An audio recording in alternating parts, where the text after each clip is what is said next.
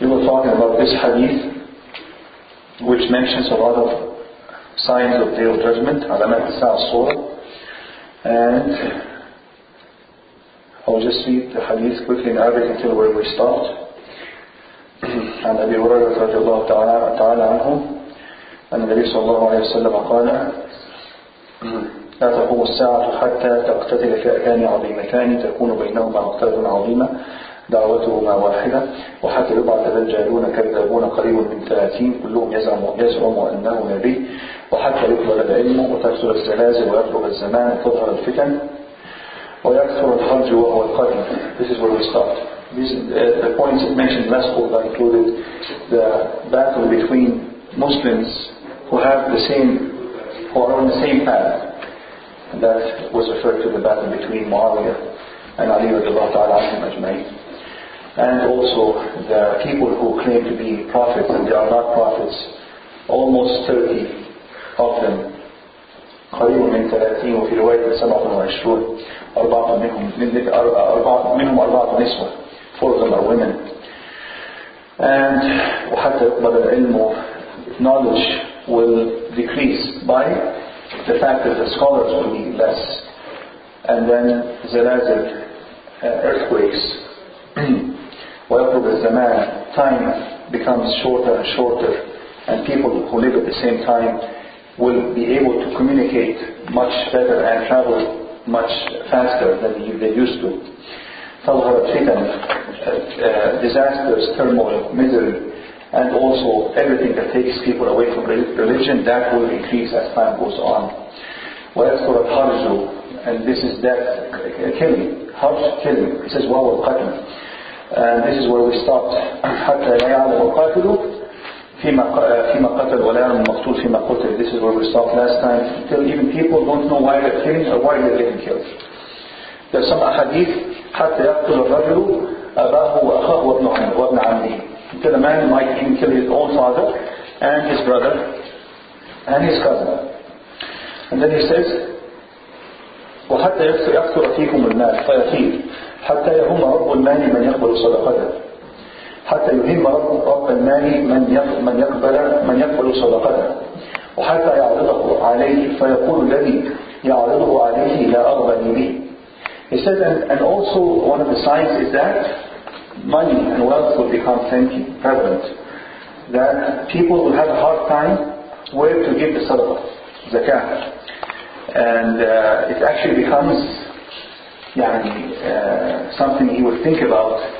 It was something that would make him anxious. Where can I put my zakah? I can't find a place to give zakah. And he says that even when he can go to a man and give him the sadaqah, and the man will say to him, I really don't need it. This has happened, as far as mentioned, during the Khulafa al-Rashidin, especially during the Khilafah of Umar ibn Abdul Aziz.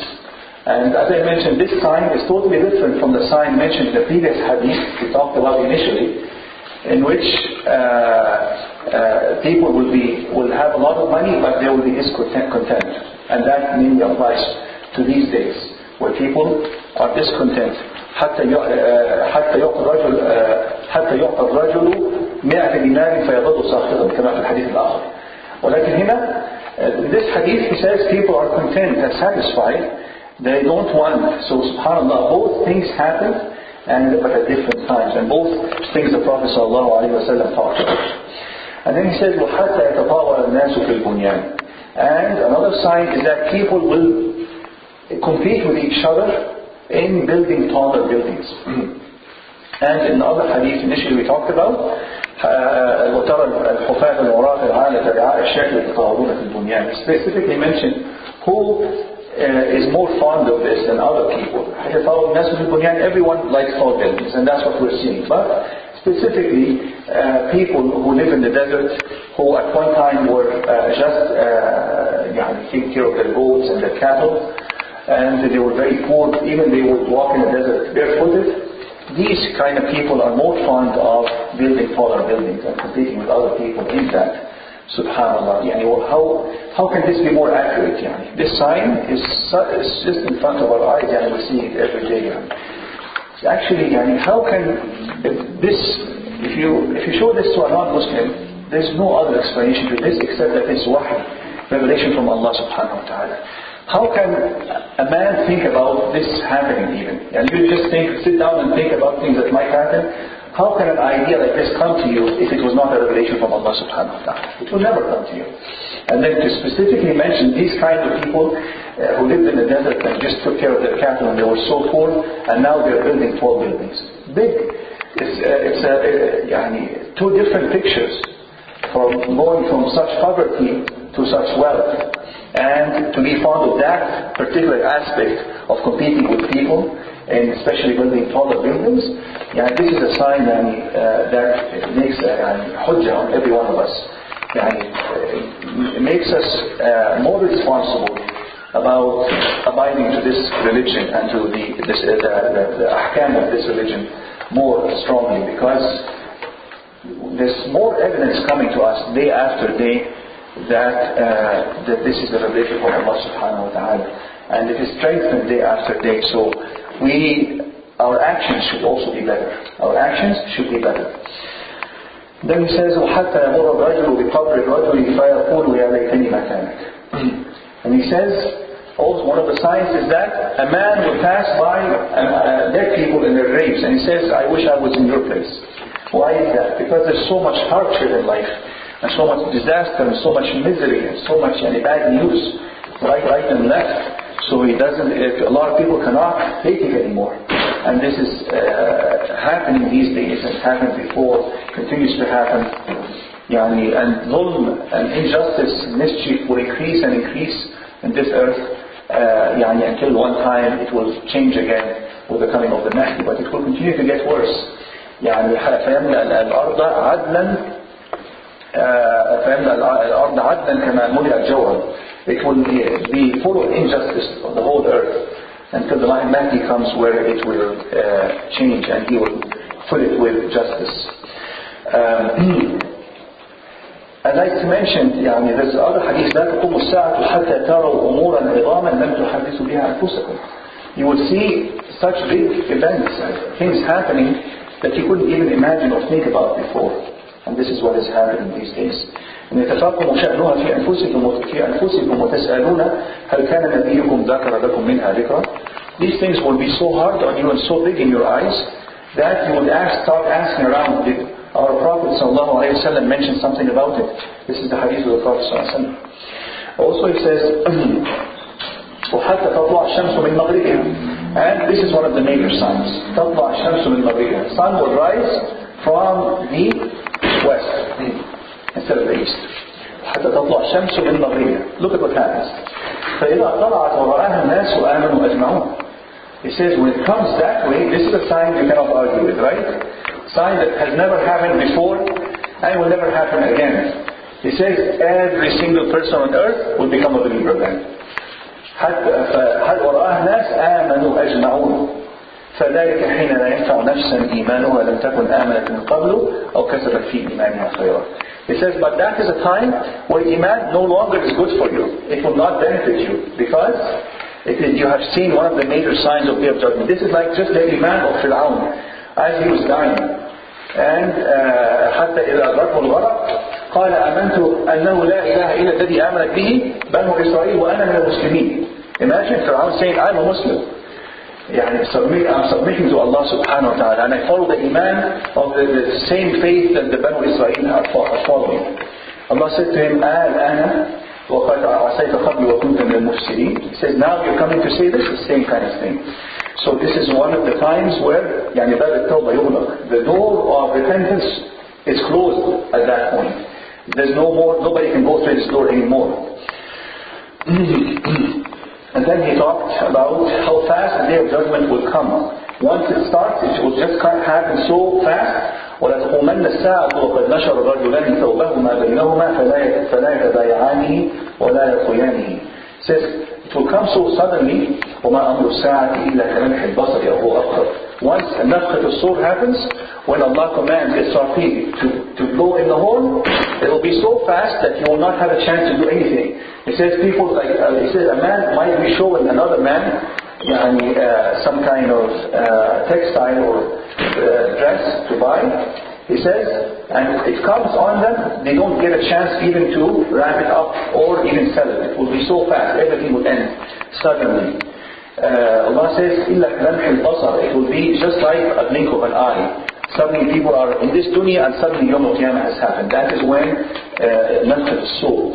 وَلَتَقُومَنَّ السَّاعَةُ وَقَدْ انصَرَفَ الرَّجُلُ بِلَبَنِ لَقْحَتِهِ فَلَا طَعْمُ. He says a man might be holding a glass of milk in his hand, and he doesn't get a chance to drink it. Once the sa'a comes, he doesn't get a chance to do that. He says, وَلَتَقُومَنَّ السَّاعَةُ وَهُوَ يَرِيدُ حَوْضَهُ فَلَا يَسْقِي فِيهِ. Someone built like a small pond or something, and he does not get a chance to use it at all. وَلَتَقُومَنَّ السَّاعَةُ وَقَدْ رَفَعَ عَثَّتَهُ إِلَى فِيهِ فَلَا طَعْمُ. He says a man might be holding some food in his hand, wanting to put it in his mouth. Before he gets a chance to put it in his mouth, the sa'a will happen and will stop him from doing that. As you see, all these many of these signs have already happened. Alamat al-Surah, a lot of them have already happened. Most of them have happened. Actually, some of them have not yet happened. Like the ones we talked about initially, like the battle with the Romans and other things that we talked about initially. But I'll mention quickly some other ahadith that show you how much has already happened. For instance, Al-Masajid. Let's talk about what happens to the Masajid. There are many ahadith that talk about what happens to the Masajid. For instance, حتى يتباهى الناس في المساجد. People will compete with each other in building Masajid in a more decorative and more expensive and more attractive way. So they will concentrate on the buildings, not on the actual essence of the Masajid, which is the worship of Allah subhanahu wa ta'ala.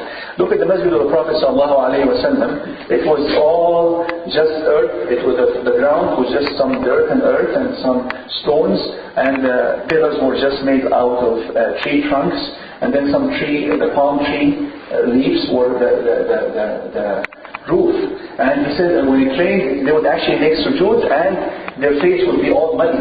That's ليلة القدر. حديث ليلة القدر. ورأيت أني أسجد في ماء وطين. He says, I remember I saw the Laylatul Qadr in my dream, and I saw that I'm making sujood in mud and water. And it happened the Layla of Sabah Ashrin in that year. So this is how the Masajid was. But look at how the Iman and Khushu' was, and how the obedience was from the people who lived there, who inhabited these Masajid at the time. But he says the opposite would happen. People will take care of the outside picture and the building and everything, but inside. And there's also a saying, I'm not sure it's a hadith or one of the sayings of the Sahaba. It says, حتى تدخل مسجد الجماعة فلا تكاد تجد رجلا خاشعا. It says you enter the Jama'ah, Masjid of Jama'ah, like Jum'ah for instance, and you might not even find a single person who has khushu', fear of Allah and concentration in His Salah. He said you might enter a Jum'ah, imagine maybe 100 or 1,000 people, you might not find a single person who has khushu'. So outward picture is good, but inside of the people is not good. That is one of the things that I talk about the Masajid. He also talk, وَحَتَّى تُتَّخَذَ الْمَسَاجِدُ طُرُقًا. He says the Masajid will be made like a turuq, a place where you can take a walk in. SubhanAllah, you see this. Look at what happens in Turkey. Look at when a president visits Turkey. What happens? They take him to if you visit Turkey, what people do? They go and take a walk in the ancient Masajid, right? They take a walk. Whether they're Muslim or Kafir, they go in and they take a walk. Even in Egypt, you go to Azhar, they take them for a walk in the Masjid. Oh, look at this, look at this, look at this. And Muslim or Kafir, they take a walk. وَحَتَّى تُتَّخَذَ الْمَسَاجِدُ طُرُقًا. People will take it as a place where they can go and take a walk and come back. And this is what is happening these days in the Masajid as well. And also, وَحَتَّى تُكْنَفَ الْمَسَاجِد. These are different ahadith. I just wanted to collect them about what happens in the Masajid, for instance. وَحَتَّى تُكْنَفَ الْمَسَاجِد. تُكْنَفَ الْمَسَاجِد has more than one explanation. One explanation is that the Masajid the flooring of the Masajid will be covered like just like the carpet that we have these days. At that time, it was not heard of to have a carpet on the floor of the Masajid. And people actually used to go into the Masajid with their shoes, because it was just the same kind of flooring as the outside ground. Nothing, not any different. You just make sure there's no najasa, and you go in.